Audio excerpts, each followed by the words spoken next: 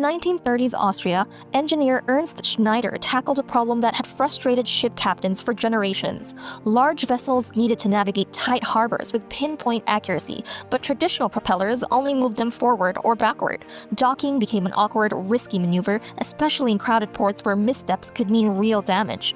It wasn't just a maritime issue.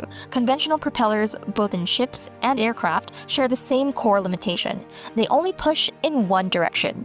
Shifting that thrust requires clunky mechanical systems and compromises control. Schneider saw the flaw not as a minor inefficiency, but a dead end. To fix it, he realized he'd have to rethink propulsion from the ground up. And that's exactly what he did. Instead of relying on one large spinning blade, he designed a system of vertical blades that rotated around a central hub. But here's the key. Each blade could independently change its angle as it moved.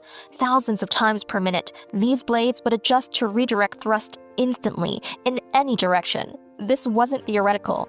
It worked. The system, now known as the Voith-Schneider Propeller, or VSP, gave ships complete control over their movement. Sideways, diagonal, pivoting in place, it could do what no traditional propeller could manage. Tugboats equipped with VSPs became surgical instruments in the water, sliding laterally, spinning on spot, and holding position even in high winds or strong currents. If that sounds like science fiction, harbor pilots today make it look routine. Using VSP-equipment vessels, they can guide massive cargo ships into position with centimeter-level precision, applying force exactly where it's needed. This isn't experimental tech. It's in use around the world on ferries, offshore rigs, and port tugs, quietly powering some of the most demanding maritime environments. But here's where it gets even more interesting. Aviation actually had the idea first. Back in 1909, Russian aviation theorist Nikolai Yegorovich Zhukovsky proposed a flying machine using rotating airfoils, what we now call cycloidal propulsion. The concept was promising, but early attempts failed.